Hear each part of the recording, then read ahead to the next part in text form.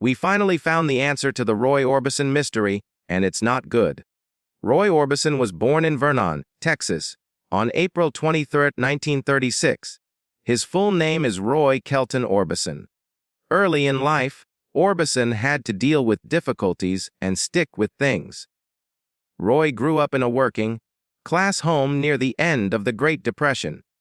He became interested in music at a young age and got his first guitar when he was 6. By the time he was 8, he was playing on local radio. Roy's parents pushed him to follow his love, and he found comfort and strength in music, which let him talk about feelings that he didn't always talk about in real life. Early on, he was influenced by country stars like Hank Williams, pop singers like Bing Crosby, and the bluesy sounds of Southern church. After moving to Wink, Texas, with his family, Orbison continued to shape his musical style. While he was still in high school, he formed his first band, the Wink Westerners. During these formative years, he improved his songwriting and stage personality, which set the stage for a groundbreaking career. In the late 1950s, Orbison got his big break when he signed with Sun Records in Memphis. Elvis Presley, Johnny Cash, and Jerry Lee Lewis were all signed to Sun Records at the same time. His early rockabilly songs didn't do very well, but it wasn't until he switched to Monument Records in the early 1960s that he really found his voice, both musically and lyrically. With the help of producer Fred Foster, Orbison created a sound that mixed rock, pop, classical, and country styles, all wrapped around his beautiful 3-octave vocal range. In 1960, his first big hit, Only the Lonely, set the tone for a string of emotional songs that became his signature. Songs like Crying, Running Scared, In Dreams, and It's Over showed a level of romantic sadness and raw vulnerability that is almost never heard in modern music. Oh, Pretty Woman 1964, his most famous hit, showed how he could combine sadness and swagger, making him a musical pioneer and a world star. The lyrics in Roy Orbison's songs were what made him stand out, not just the power of his singing. During a time when rock and roll often praised carefree youth and defiance, Orbison sang about broken hearts, lost loves, and empty nights. People all over the world connected with his songs, who heard themselves in his songs and saw their own pain and hope. Many people called him the Caruso of rock, or the Big O, because he always wore black and never showed any emotion behind his signature dark glasses. Even though he wasn't as famous in the 1970s, Orbison never stopped making music and performing. In the 1980s, he had a huge comeback in his work, and a whole new generation of artists looked to him as an inspiration. He was admitted into both the Rock and Roll Hall of Fame and the Songwriters Hall of Fame in 1987. Bruce Springsteen and Bob Dylan both said he had one of the best voices ever. Orbison also went back to the studio in the same decade and made a big splash with a touching and beautifully arranged duet called That Lovin' You Feelin' Again, which she recorded with Emmylou Harris, a major country rock star. The song was praised by both reviewers and listeners alike for its beautiful harmonies and deeply moving delivery. It won a Grammy Award in 1981 for Best Country Performance by a Duo or Group with Vocal. This was one of the best times in Orbison's later career, and it confirmed his status as a major figure in American music.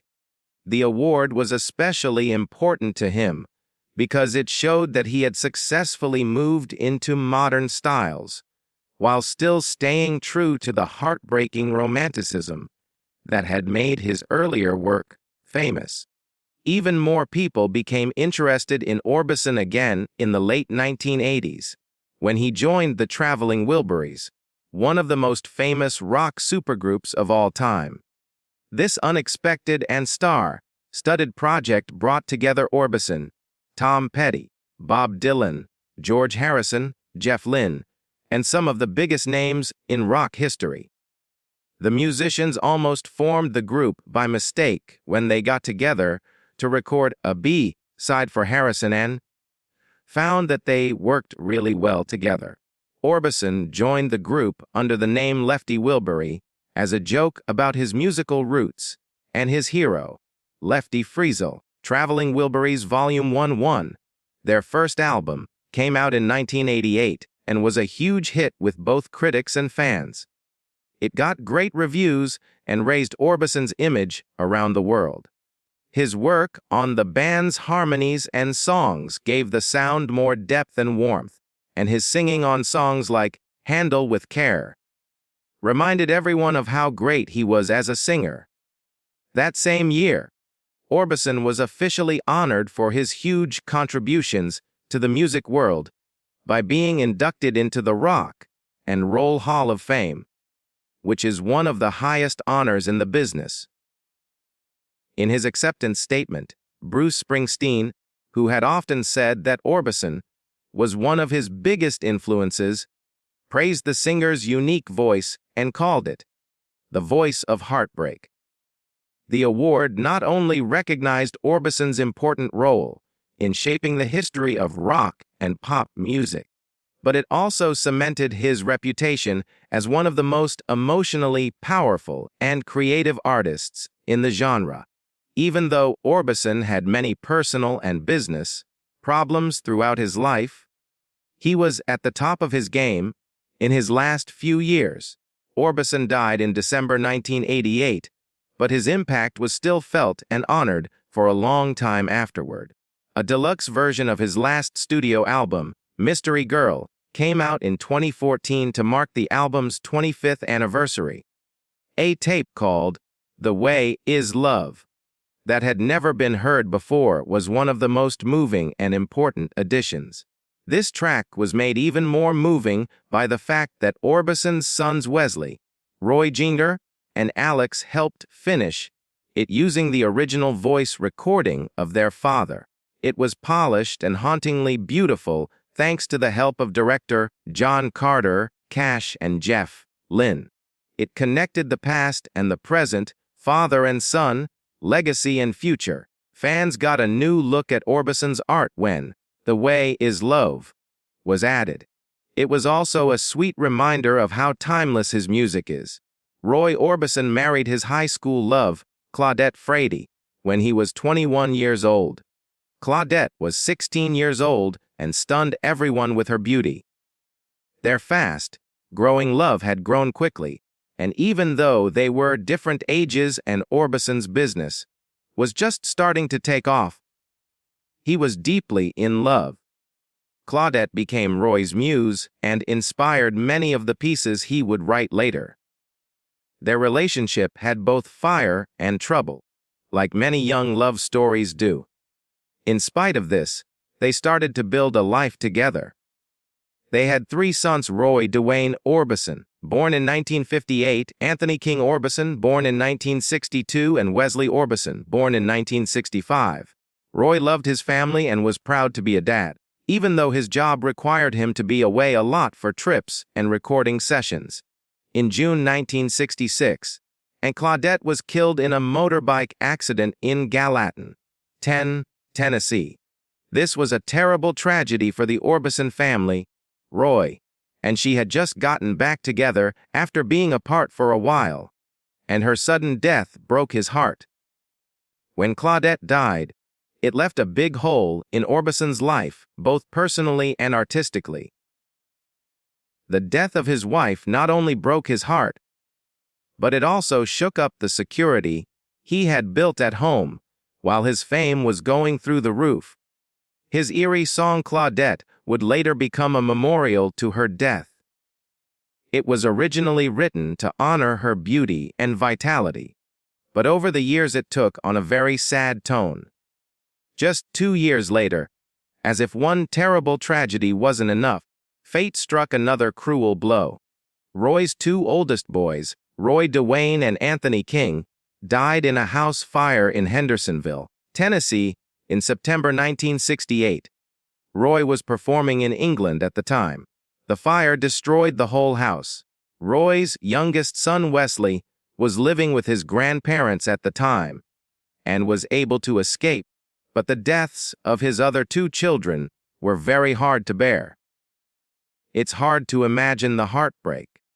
People knew Roy Orbison for his sad, emotional songs, but now he was going through the same pain he sang about so much. His sadness was very deep, and he stayed out of the public eye for a while as he tried to come to terms with the two terrible events that had happened so close together and broken his family.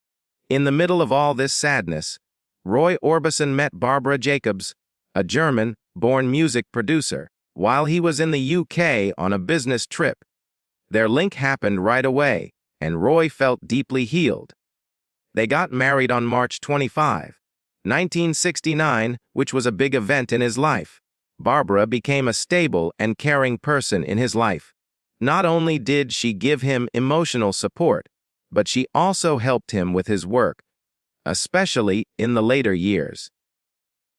They were devoted to each other and respected each other, and their relationship lasted through the ups and downs of his business comeback in the 1980s.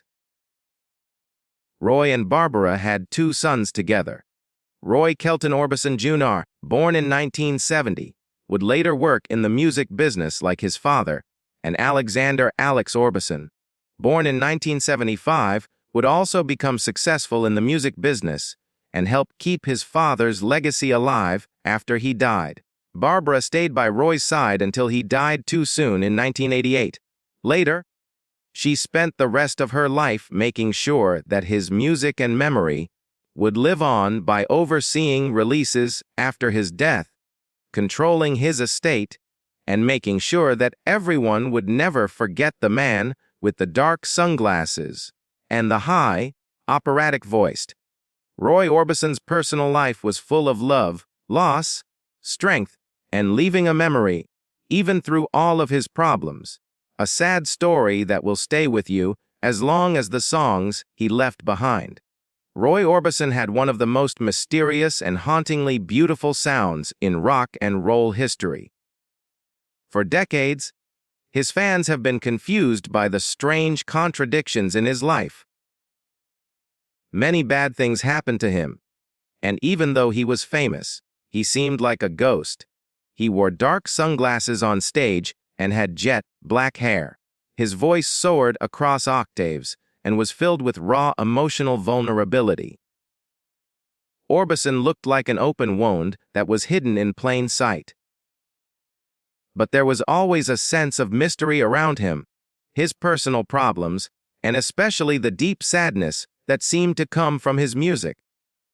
For years, people made guesses about what the famous picture really meant. Was it just grief over a personal loss, sensitivity to art, or something more sinister? The veil has finally been lifted after years of rumors, biographies that looked into him, found personal letters, and talks with people who were close to him. But instead of putting things to rest, the truth that has come out has been very upsetting, and not the kind of story that fits well with the idealized image of the sweet balladeer that many people had. In the middle of the mystery is the question of why Orbison's life was always tinged with sadness and why his music often seemed to predict or reflect that sadness before it happened. Many people think this is just an accident or the old story of the artist who is being tortured. A lot of people close to Orbison, including some of his early managers and family members who were no longer in touch, say that he had severe, untreated mental stress as a child. He not only hid his trauma, but he also turned it into art, even as it slowly ate away at him. Worst of all, new research and interviews show that his famous, otherworldly voice may have come at a terrible price. Early medical records on Orbison show that as a youth, he had a number of experimental sinus surgeries to fix a breathing problem. that wouldn't go away. Some people now think that these treatments, which were done at a time when medical ethics were at best unclear, may have changed his vocal structure by accident, giving him the unique, almost operatic range that made him famous. This gave the world some of the most moving songs ever, like Crying and Only the Lonely. But it also left him with constant pain, migraines, and long-lasting damage that may have made him more shy. A lot of people are interested in Roy's life, and his personal life was very sad, almost like a Shakespeare play. In 1966, his first wife Claudette died in a terrible motorbike accident. 2 years after that, while he was on tour, a fire at his home in Hendersonville, Tennessee, killed 2 of his young kids. Fans always looked up to Orbison for being able to keep working after such a terrible loss, seeing his calm appearance as a sign of his strength. But new information from his private diaries, some of which have now been made public, paint a much darker picture. He was mentally destroyed and relied heavily on prescription drugs to help him deal. At times, he even thought about quitting the music business or, even worse, ending his own life. Worst of all might be realizing that Orbison's comeback in the late 1980s, right before his sudden death in 1988, wasn't the happy, successful return to health that it seemed to be. His work with the Traveling Wilburys and the record Mystery Girl brought him back into the public eye.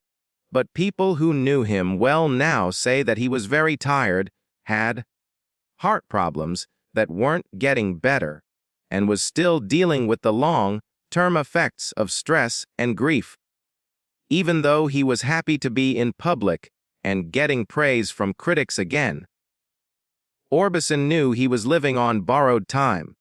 The world was shocked when he died of a heart attack at the age of 52. But for the people who really knew him, it was the sad end to a life that had been falling apart slowly. The Roy Orbison puzzle has been solved at last, but the truth isn't like the stuff of soothing stories. The story is about a man who gave the world his soul through song, even though his own soul was coming apart slowly. The high voice, the sunglasses, obscured eyes, and the lyrics that were heavy with longing and loss weren't just decisions made for artistic reasons. They were cries for help that were heard for decades, but are only now fully understood.